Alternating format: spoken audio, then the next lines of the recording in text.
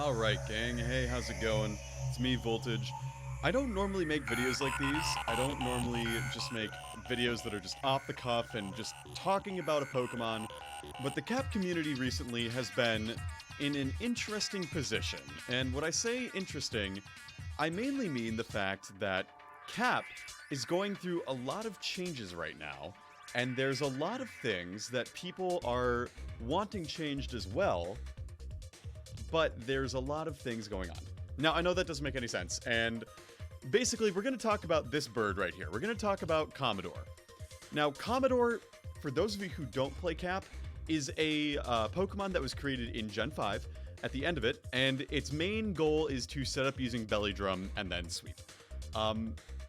And obviously, as you can see from its stats, it's got pretty good tankiness. Like 130 defense is pretty good, and a speed tier of 118 puts it at a max speed of about 368. And so naturally you think, okay, 92 attack's pretty solid as well, but obviously there are some shortcomings, right? Well, we're gonna go right into just this general set, and it's the Gen 7 set, because we haven't done analyses for Gen 8 yet, but Cawmodore functions essentially the same this gen as it did last gen. Basically, Cawmodore just runs Belly Drum, Acrobatics, Drain Punch, or Bullet Punch, with a Jolly Nature, 4 HP EVs, and then 252 attack and 252 speed, and a Citrus Berry. And the main goal of Cawmodore is to come in when your opponent has left an opening, and then you set up with Belly Drum, and then proceed to sweep. That's how Cawmodore works.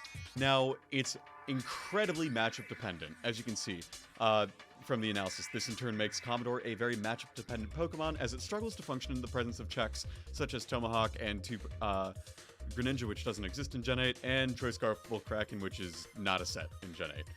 Maybe it should be, I don't know. But basically, Cawmodore is a problem right now, because there are not enough Pokemon in the metagame to check it in a traditional sense. Now, the reason I bring this up now is because there have been a lot of, important discussions that have been going on about how we want to play as a metagame. Cap tiers itself differently from OU, so it does follow some OU bans, but it also has banned Clefable. Now, I bring you to the Cap regular tournament because there is one matchup that happened very recently where Cawmodore literally just decided, hey, I'm going to win this game. And it was a matter of a roll, and it's Atha versus Reach. Reach has the Cawmodore and Atha doesn't. And we'll go through this match a little bit. I'm not going to commentate it live, but basically, Atha's playing pretty solidly, Reach is playing pretty solidly. It's Sun versus basically balance, or offense.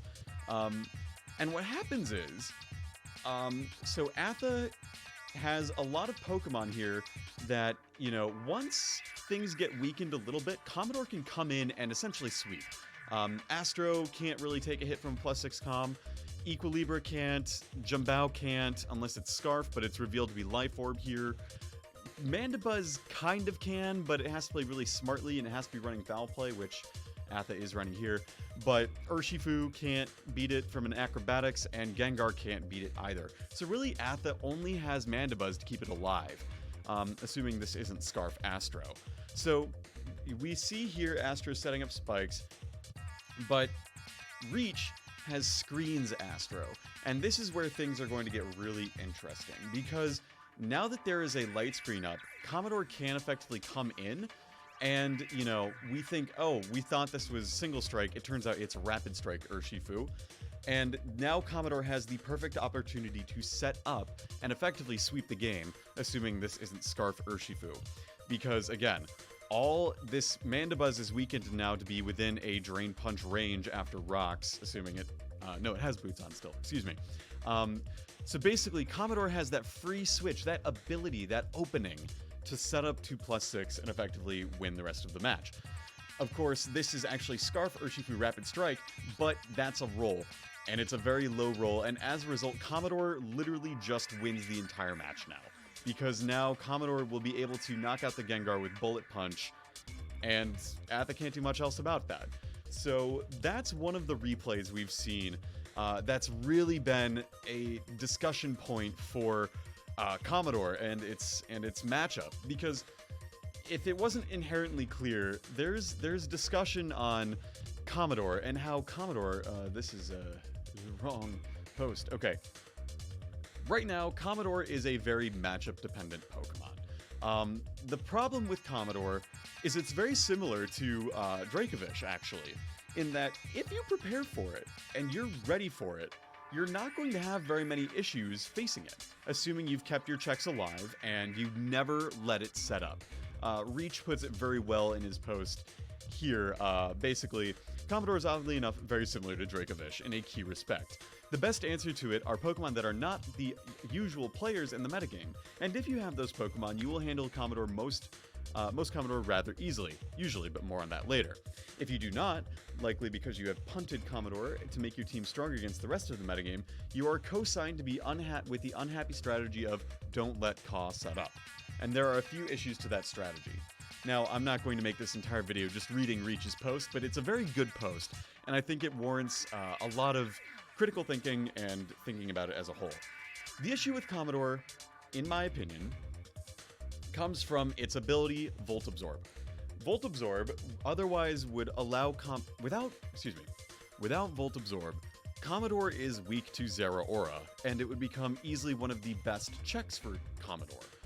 Additionally, Scarf Rotom Wash would not have to rely on either a Hydro Pump miss or a foul play.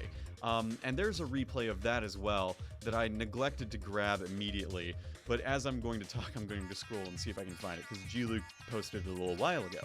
There is a user on the ladder who is using Cawmodore along with a bunch of other cool stuff that there's a really good replay showing it off. But in any case, Cawmodore poses a problem for players initially because Cawmodore is really good on the ladder, but it's really not that great in tournament play because it is so unreliable. It comes down to, again, just a setup that eventually is, you set up with Cawmodore and you win, but if you can't set up, then, you know, there's a wasted slot of a team right there. It's very similar to Dracovish, but not quite. Because with Dracovish is like, come in and now the Dracovish says, oh, you are going to lose a Pokemon now. Whereas Cawmodore is like, uh-oh, you better not let me set up, otherwise I'm gonna, you get to +6 and win. So basically, you have to play very, very intelligently and not leave your Pokemon open with Cawmodore. But that's the thing, you can also build really well against Cawmodore. I will show you these replays I had with Stresh back during Capel. And while none of our teams have Cawmodore, we can look at Stresh's team and see that Stresh does not leave many opportunities for Cawmodore to, in fact, set up. Because, again, you have Foul Play Mandibuzz, you have Toxapex. Astro is it's not going to be able to switch in, but it is going to be able to live a hit provided you are doing things properly. Additionally, Cawmodore cannot switch into Astro's Fire Lash, so there's that as well. So, as you can see here with with the team, Stresh has made a very well-prepared team for Cawmodore. Mine maybe not so much, but that's another deal. Another matchup here, and these are replays provided by Too Spoopy for You. Spoo does an excellent job at highlighting these two replays. Both teams here, Stalguy and Scizavire, have teams that are pretty well prepped for Calm. You've got Rotom Heat here. You've got a Fast Cyclint, which will be able to put in work against a 75% Cawmodore. But in general, and both have Tomahawk, which Tomahawk is going to be useful in preventing a setup. But these teams are both very weak when Cawmodore is set up. So that's something to consider as well. One thing here is I've brought Rain Cawmodore, which is another like nasty set that we are working on early in the week. And I'm going to skip ahead a little bit to where I believe I have an opening. And basically, as we're going through the match, my mindset with Cawmodore is that if I can get enough Pokemon weakened, or especially this Mandibuzz, I literally can come in with Cawmodore, click Acrobatics, and just win. So I bring in Cawmodore here, right, on this roost on Mandibuzz, thinking I should be able to knock out the Dragapult, and I was miscalculating and whatnot. But he's revealed, for reference, he's revealed that there's no foul play on this Mandibuzz, so I have a free setup here. and there's nothing he can really do besides switch into a faster mon like Dragapult. Now, if I had gotten a little more chip on this Dragapult, it would have been game there, because Bullet Punch, that was a pretty high roll. So obviously, that's the extent of Cawmodore that I can show off there, because I do misplay it a little bit. But Acrobatics on Urshifu will kill it. Astrolotl dies to a Acrobatics, and this will die effectively to a Drain Punch spam, because I am able to outlive its Roosts plus knockoff. So as you can see, Cawmodore just wins games. And some people believe that Cawmodore, as a result, is genuinely unhealthy for the metagame. Now, that is the issue with Cawmodore. Cawmodore is fast, it hits hard, and it has really good bulk. It has an immunity in electric attacks, and it's got really, really good moves. It's got Drain Punch and Acrobatics, it's got Priority, and it's got Stab, all in one. It's got, so it's got Recovery, 2 Stabs, and Priority, like, in a set. So if you can't beat Cawmodore by having it, if you can't have a Mon that is faster than 368 attack, oh my god, I'm gonna have to cut this part out or something. If you don't have a Mon that can live a +6 Bullet Punch, and then can revenge kill Cawmodore, you just lose so many matches. And so it comes down to being able to do that and building your team around that. Now, the issue as to why this is not being acted upon is because the DLC for Crown Tundra drops in like 10 days, 9 days. And we also have Cap 28 with Neutralizing Gas coming out in, ideally, 2 weeks or 1 week. So it's a matter of making sure that if we do have a nerfing process for Cawmodore, that we're not, shooting ourselves in the foot and being way too premature about things. Because the metagame is right about to change, and at least personally, I feel that it would be very irresponsible to change a Mon that has existed since 2014 or so, 2013, right before a massive meta switch. I'm not opposed to a nerf on Cawmodore. I think Volt Absorb is a huge problem, and if you got rid of Volt Absorb, like you did with Levitate on Gengar, transitioning from Gen 6 to Gen 7, with Levitate to Curse Body, that would be great, and that would solve all the problems with Cawmodore in my mind. But it's just so problematic for the metagame right now. Again, just very similar to Dracovish, where it's manageable, but it also fucks shit up. So that's the issue with Cawmodore. I don't have the other replay here, and basically, the fact is, Cawmodore is just a pain in the ass to deal with. Here's that replay. It's a G-Luke replay on the ladder against a ladder player named Call Me Drippy T, who I've played several times when I'm testing as well. And as you can see, he's got a pretty offensive team. It might not look at it like it on first glance, but this is Specs Tomahawk, this is AV Libra, Balloon Mollux. It's a pain in the ass to play. But as you'll see in this replay, as we go along, Drippy is able to just win the match with Cawmodore after setting up things properly, because he's able to wear down G-Luke's team, specifically with the Ferrothorn. It's able to come in on the Ferrothorn, which otherwise does very little to it, from passive attacking like Leech Seed or Knockoff. Like, Cawmodore can come in here and effectively Belly Drum and win the game, as you'll see, because G-Luke is not running Foul Play Rotom.